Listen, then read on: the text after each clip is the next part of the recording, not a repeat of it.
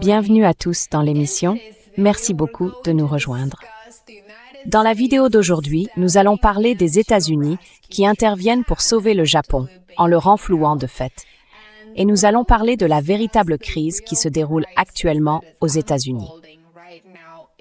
Depuis plusieurs décennies, l'un des fondements du système financier mondial est remarquablement simple. Les États-Unis émettaient de la dette et le Japon l'achetait. Cet arrangement a contribué à financer les déficits américains, à maintenir les rendements des bons du Trésor à un niveau plus bas qu'il ne l'aurait été autrement, et il a aussi renforcé le système financier international centré sur le dollar.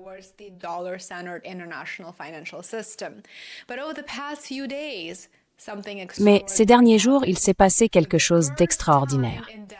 Pour la première fois depuis des décennies, les États-Unis et le Japon ont confirmé publiquement une intervention coordonnée pour soutenir le yen japonais, après qu'il est tombé à son plus bas niveau depuis environ 40 ans. Washington ne s'est pas contenté de rester les bras croisés. Les États-Unis sont intervenus sur le marché des changes aux côtés de Tokyo, dans ce que les responsables ont décrit comme un effort pour stabiliser la monnaie et les marchés mondiaux. À première vue, on pourrait croire qu'il s'agit d'une histoire sur le Japon, mais ce n'est pas vraiment le cas. En réalité, cela pourrait nous apprendre quelque chose de bien plus important sur les États-Unis. Car la véritable crise n'est peut-être pas le yen.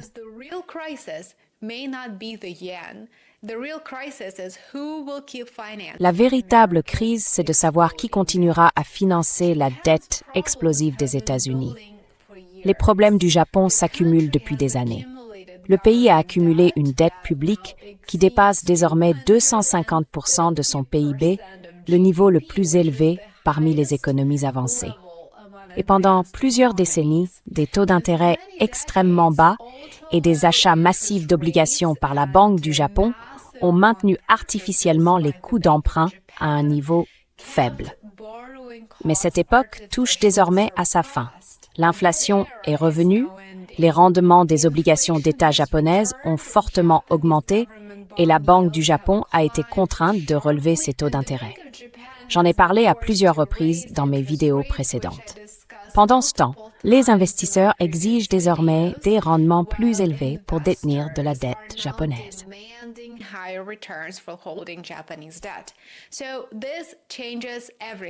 Donc, cela change tout, littéralement tout. Du jour au lendemain, les investisseurs japonais ont des opportunités intéressantes chez eux. Ils ne veulent plus acheter de bons du Trésor américain. Pendant des années, ils ont cherché à l'étranger parce que les rendements domestiques étaient proches de zéro. Eh bien, maintenant, beaucoup d'entre eux n'en ont plus besoin. Et cette situation crée un sérieux problème pour les États-Unis. Le Japon est l'un des plus grands détenteurs étrangers de bons du Trésor américain, comme je l'ai déjà dit dans plusieurs vidéos. Si les institutions japonaises commencent à rapatrier des capitaux vers leur propre marché obligataire, la demande pour la dette publique américaine diminue.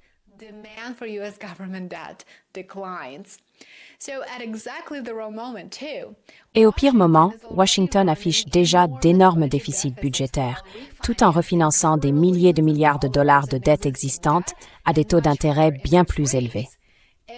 Chaque acheteur supplémentaire compte. Chaque acheteur en moins fait grimper les rendements des bons du Trésor. Et c'est pourquoi de nombreux analystes et économistes estiment que le marché obligataire japonais est devenu l'un des risques les plus importants pour le système financier américain. Maintenant, regardez le timing de cette intervention. Le yen était tombé près de ses plus bas niveaux depuis 40 ans, et normalement, le Japon défendrait sa propre monnaie. Mais cette fois-ci, les États-Unis se sont joints à l'opération, et c'est le signe d'une situation vraiment grave. Rien que cela, c'est inhabituel. Ce qui rend la chose encore plus intéressante, c'est la manière dont cette intervention aurait eu lieu.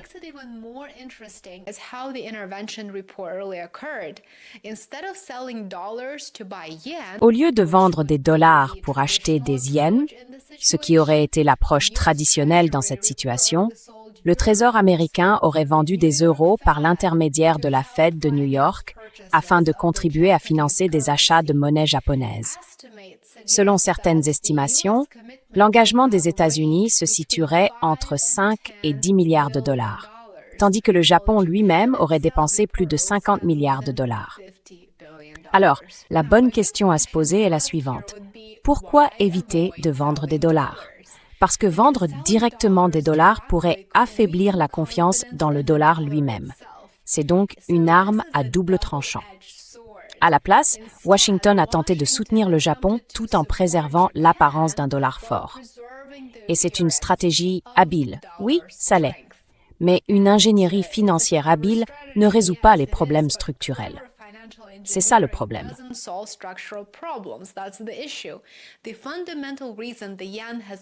La raison fondamentale de la faiblesse du yen n'a pas disparu. Les écarts de taux d'intérêt favorisent toujours les États-Unis. Le poids de la dette japonaise reste énorme. Les prix de l'énergie restent élevés après des mois de turbulences géopolitiques qui ont été de fait la conséquence de la politique de l'administration Trump. Et en même temps, les investisseurs continuent de se demander si le Japon peut stabiliser ses marchés financiers sans provoquer des coûts d'emprunt encore plus élevés.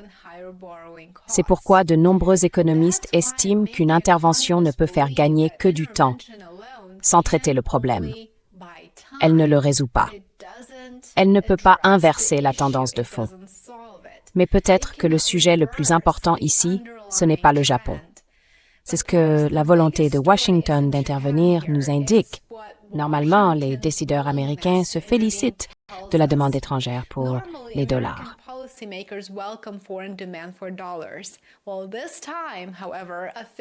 Cette fois, toutefois, les responsables semblent de plus en plus préoccupés par la préservation de la stabilité financière dans l'ensemble de l'écosystème des bons du Trésor. Si le Japon était contraint de vendre massivement des bons du Trésor pour défendre le yen, les coûts d'emprunt des États-Unis pourraient augmenter encore plus vite. Nous sommes déjà à 1000 milliards de dollars par an. Les taux des prêts immobiliers resteraient probablement élevés. Les emprunts des entreprises deviendraient plus coûteux. Les paiements d'intérêts fédéraux continueraient d'exploser et chaque adjudication de bons du Trésor deviendrait plus difficile à absorber. Autrement dit, contribuer à stabiliser le yen pourrait aussi aider à stabiliser le marché obligataire américain. En théorie, est-ce que ça aidera? Personne ne le sait.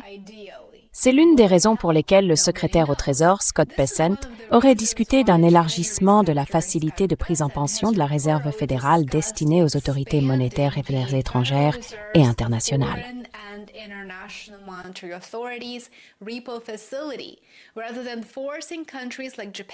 Plutôt que de contraindre des pays comme le Japon à vendre des titres du Trésor en période de tension, ce mécanisme leur permet d'emprunter temporairement des dollars en mettant ces titres en garantie. Cela réduit la pression sur le marché des titres du Trésor tout en apportant des liquidités au gouvernement étranger. Réfléchissez à ce que cela signifie.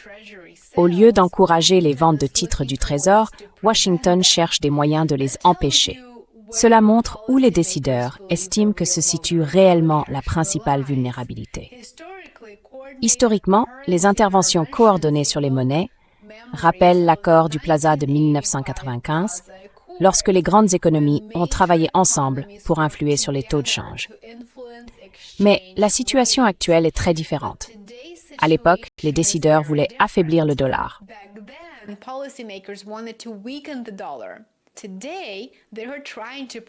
Aujourd'hui, ils tentent d'empêcher l'instabilité de se propager sur les marchés des obligations souveraines, devenues de plus en plus fragiles après des années d'accumulation de dettes sans précédent. La grande question, bien sûr, c'est ce qui se passera ensuite. Si les rendements japonais continuent de grimper, si les investisseurs nationaux continuent de rapatrier leurs capitaux, autrement dit de ramener leur argent au pays, si la demande de bons du Trésor américain s'affaiblit alors que Washington continue d'émettre des montants records de dettes, alors l'intervention de cette semaine pourrait rester dans les mémoires. Non pas comme une solution, mais comme la première reconnaissance publique du fait que le plus grand système financier du monde dépend de plus en plus de la prévention des tensions sur le marché obligataire d'un autre pays.